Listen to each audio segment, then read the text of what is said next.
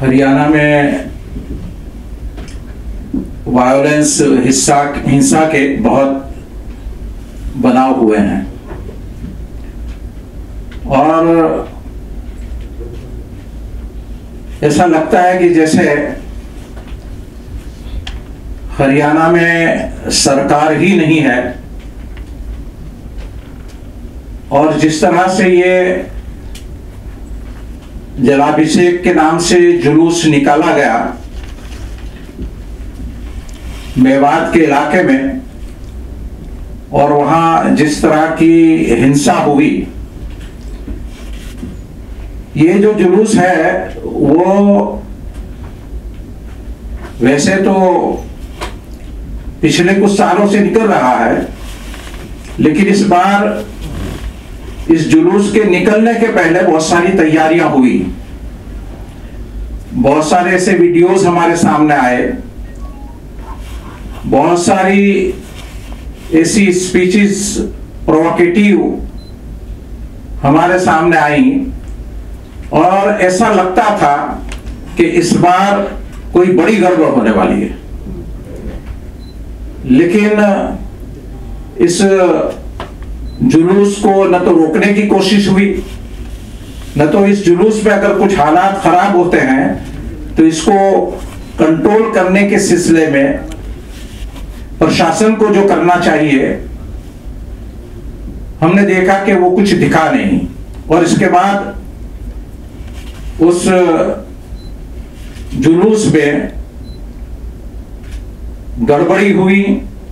वहां पर खुलेआम जलाभिषेक के नाम से जुलूस निकाला गया, लेकिन हथियारों के साथ, तलवारों के साथ, वेपन्स के साथ और नारेबाजी के साथ जिस तरह का एक वातावरण वहां पर खड़ा किया गया, तो इसके बाद जो कुछ वहां हुआ वो होना ही था और इसकी वजह से वहां हालात खराब हुए।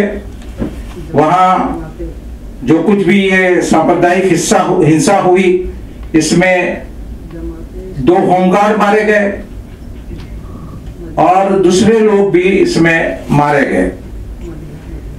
और ये जो कुछ सांप्रदायिक हिंसा हुई जिसकी तैयारियां पहले से की गई थी, जबकि मेवात में एक लंबे वक्त से बहुत अच्छा माहौल था। बड़ी तादाद में वहां मुसलमान जब रहते हैं तो उनके साथ जो 20-25% हमारे हिंदू भाई रहते हैं उनके बीच में कभी कोई क्लेश नहीं रहा, लेकिन अब एक पूरे प्लानिंग के साथ वहां पर यह हालात को बिगाड़े गए और इसी का असर इसके मेवात के सराउंडिंग के एरियाज में भी हुआ। उसी दिन गुड़गांव में रात को एक मस्जिद पे हमला हुआ, मस्जिद के इमाम को शहीद किया गया, इसके साथ एक और शख्स को जख्मी किया और 3 लोग थे जो वहां से हटा दिए गए, गुम कर दिए गए। और इसके अलावा पूरे गुड़गांव में, पलवल में और सोहना, बादशाहपुर और दूसरे मुकामात पर हालात को खराब किया गया। एक सवाल यह पैदा होता है कि गुड़गांव जैसी सिटी है, इतना बड़ा शहर, डेवलप शहर है, इतनी बड़ी बड़ी एमएनसीज वहां पर है और इसके बावजूद इंटेलिजेंस की कितनी बड़ी नाकामी है कि ये हमले के बारे में उनको खबर ही नहीं होती है। तो ऐसा लगता है कि प्रशासन और पुलिस डिपार्टमेंट या तो इन्होंने हालात आने वाले थे इसको नजरअंदाज किया या फिर वो बिल्कुल इससे वाकिफ ही नहीं थे। ये दोनों चीजें जो हैं वो सरकार के लिए, गवर्नमेंट के लिए बड़ी शर्म की बात है।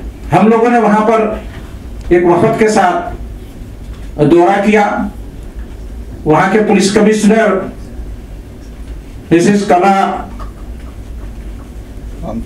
रामचंद्रन से हमारी मुलाकात भी हुई।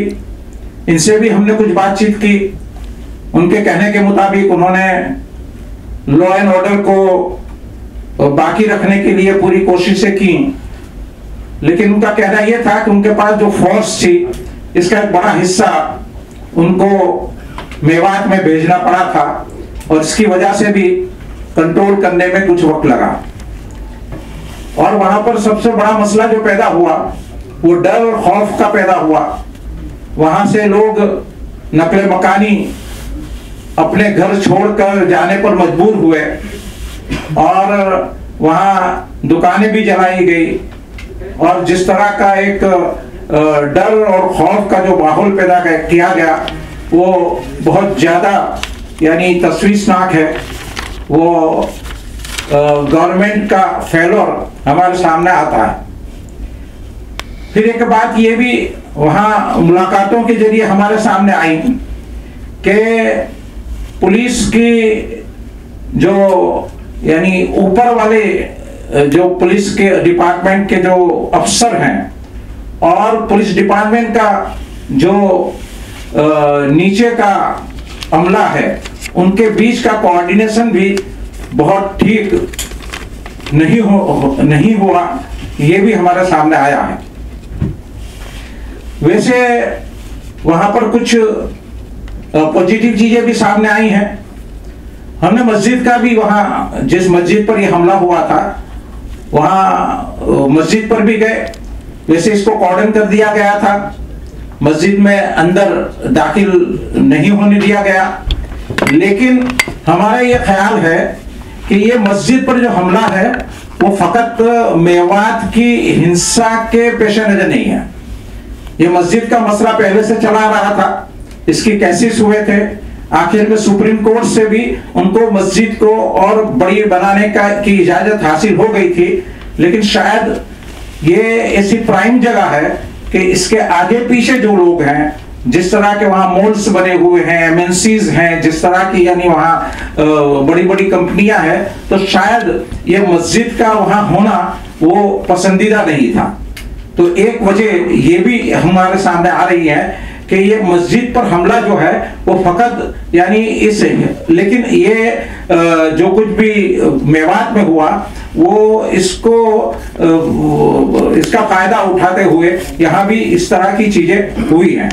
ये जो घटनाएं हो रही हैं इससे जमात इस्लामी हिंद बहुत चिंतित है। वो इस सिलसिले में कोशिशें कर रही है।